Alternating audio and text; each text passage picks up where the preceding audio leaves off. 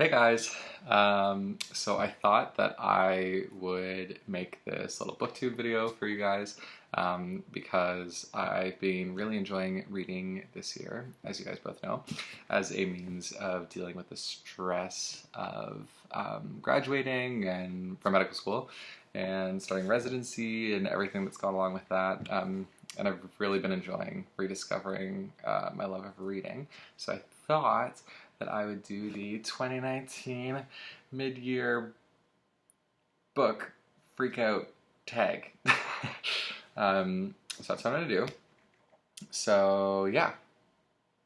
The best book that I've read so far in 2019, I actually have two books. I'm a Libra, it's impossible for me to decide on just one. So the two books that I have enjoyed reading the most this year are If We Were Villains by M.L. Rio and The Overstory by Richard Powers. Put them up here. So I guess starting, I haven't really talked about If We Were Villains with either of you guys yet, but basically it's sort of like The Secret History by Donna Tartt, which it got me already, campus fiction. And when we open the novel, the main character has been in prison for the last 10 years, and there's been a murder, and we don't know who's been murdered or who's done the murdering, but we do know that the lead character has been in prison for the last 10 years. And so that's sort of the start of everything in his relationship with this police officer detective who put him there, it seems. What follows is kind of story about these friends at this small little theater school in the northeastern United States. And I absolutely loved it. I mean, it basically hits all of the things that I like. It's got some gayness in it. It's got acting in it. As you guys know, I went to theater school, and so obviously all of this stuff related to the pressure of the final year performances and the sort of unique bond that you develop with the people that you've gone through an art program with, and how you've shared with them more than you would even with, your family, I thought really resonated with me. So I love that. I actually just bought it in hardcover. And the other book that I absolutely loved was The Overstory by Richard Powers. It's a book that I actually found quite challenging. I didn't love every aspect of the book. In fact, I thought the third act was a little bit bloated. I thought that the pace of the book could use a bit of tightening. I think that it sort of meandered in parts and was sort of self-serving in sections, but at the end of the day, I absolutely fell in love with a couple of the characters, which was enough for me to rate it a 5-star. If you guys didn't know, I did research in my undergraduate studies on plants and the plant immune system and sort of plant signaling, and so the sections in the book about tree communication, something that was really fascinating for me to read about from his voice. Yeah, I mean, I read it because it won the Pulitzer and because life is too busy and I don't know how else to discover what I'd like to read. Yeah, but I really recommend both of them. They're both 5-star reads. The second question is the best sequel that you've read so far in 2019. So I haven't read any sequels in 2019. I'm not a big series reader, I guess. I read, Lord of the Rings and Harry Potter, and actually read the Divergent series because my friend in undergrad really wanted me to read that. So I read the Divergent series, but at this point in the year, I haven't read any sequels yet. So question number 3 is a new release that you haven't read yet, but that you want to. So the big one for me is On Earth We're Briefly Gorgeous by Ocean Vuong. I actually haven't read anything by Ocean Vuong before. I understand that he's an excellent poet. He's a Vietnamese American author. And the way that his book was described was that it's his letter to a mother who can't read, and that sort of tagline is what got me. I've heard really good things about it. I think it's got some mixed reviews maybe, but overall a lot of people that I've been watching whose opinions seem to be in line with mine really like it, and I sort of like that type of book myself. I like things that are a bit lyrical fiction, and prose. So, and yeah, obviously things about relationships with mothers. So yeah, I'm really excited for that. Question 4 is the most anticipated release for the second half of the year. So this for me is Olive Again by Elizabeth Strout. I was a big fan of Olive Kittredge.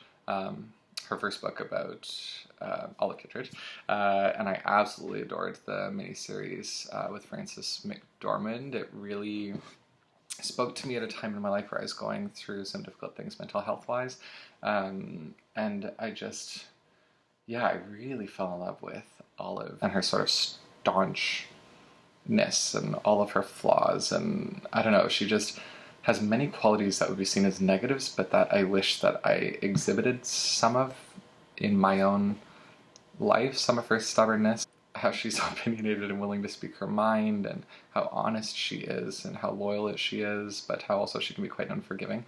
So I'm very excited to see where Elizabeth Stewart goes with the character.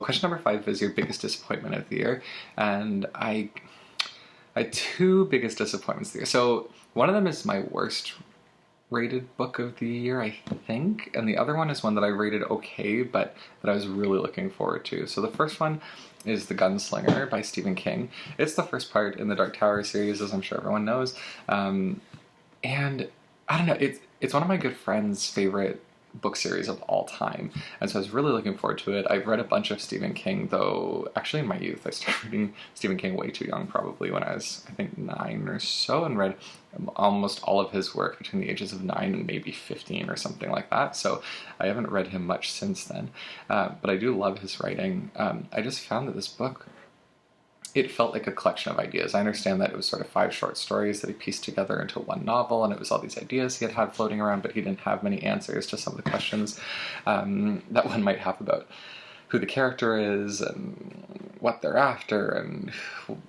where they come from, and anyway, all of those sort of questions that make up I guess, a character, and he didn't have answers for while he was writing the book, and I think it was really apparent in how the book was written. I found that I couldn't really invest in the characters, and therefore I couldn't invest in the journey. And so while I think the idea of this, gunslinger following this man in a cloak across a desert and through mountains, I mean, that's intriguing, I guess, as far as pursuit is intriguing, but I just couldn't get into it at all. I probably will continue reading the series just because I know, I'm told that parts 2 and 3 are much better, but I'm not itching to move on with the series. The second book that was a disappointment to me was Daisy Jones and the Six, which I know is, I don't know, it's like super beloved on Goodreads, and everyone on booktube loves it, and I've watched videos and read reviews of people who love it, and I get why they might. I just found rose-tinted glasses look at an era in history that maybe deserves to be put under more fine a microscope. I think there wasn't enough grit. I think any of the grit wasn't earned. I think Daisy was a really interesting character, but I wish there was a bit more about her and less about her bandmates, maybe. I don't know. I'm a huge fan of Almost Famous. It's one of my favorite movies of all time. I love 1970s rock and that whole, anyway. I like all of the bits and pieces, and so I thought I would love the book, but I just didn't. I just felt like it didn't read genuine to me. For me, especially because I love The Seven Husbands of Evelyn Hugo so much. Salia, thank you so much for recommending that to me. I absolutely loved it, so yeah. Question number 6, biggest surprise. That to me was If We Were Villains by M.L. Rio. Obviously, I just talked about it. I expected to like it, but I guess, I don't know. I read a couple of reviews saying it was sort of a watered down The Secret history, and so I was expecting it to be, I don't know, just not as good, not as compelling, maybe not as well written, that I wouldn't be as invested in the characters, that they'd be super annoying. Anyway, I didn't find that at all with the book. Question number 7 is your new favorite author, or an author that's new to you.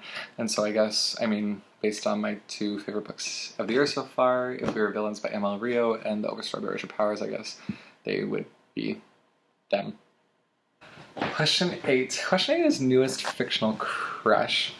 And for me, that would be James from If We Were Villains. I just know that in my heart of hearts that he is the person that, were I back in theater school, I absolutely would have had a crush on.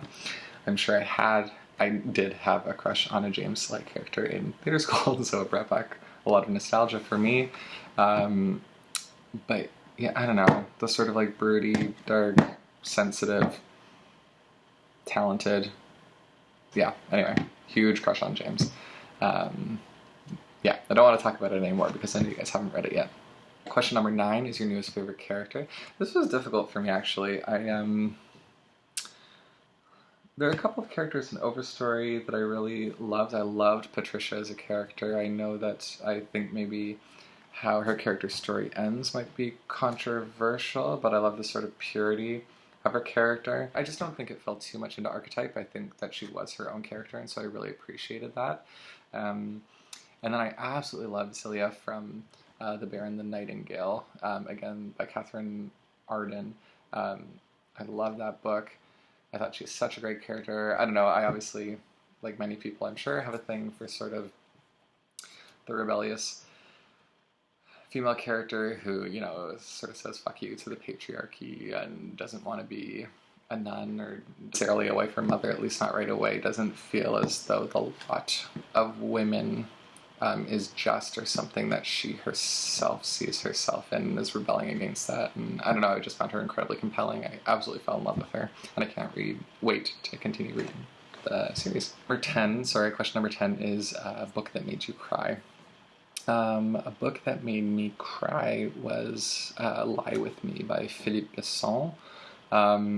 It is a French book. He's a French. I haven't read anything else by him. And it's sort of Call Me By Your Naming, I guess, which is maybe not a fair comparison, but it's just another contemporary gay kind of sad book. Yeah, it sort of follows this character in a small town in France who obviously feels a bit oppressed by the circumstances of his living in a very small town and understanding that he's queer and not knowing how he's going to find love and how he fits into that. And then of course there's an aloof, broody, cigarette-smoking, gorgeous guy in his class that he develops a crush on. I won't reveal more of the story, but it's really beautiful. It's really beautifully written. The language is gorgeous. Anyway, it made me cry a lot. Question number 11 is a book that made you happy. I actually don't read a lot of happy books, I think, so I find it really difficult to answer this question. I guess the book that made me the happiest was maybe, The Bear and the Nightingale by Catherine Arden again. Just because I love the characters so much. I thought the way she describes the weather and just the Russian winter and forest and Moscow and the costumes and the spirits and just the whole world, I just thought was so beautifully rendered through her writing.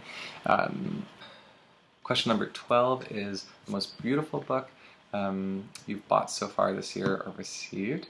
I don't buy books often. I've been trying to rent, hire, borrow books from the library more, and so that's what I've been doing this year by far, or listening to things on Audible rather. So the only book that I bought is If We Were Villains because I liked it so much, and it's gorgeous. And then finally, what books do you need to read by the end of the year? I have made my TBRs way too long at the moment, and so I feel like there are way too many books that I need to read by the end of the year.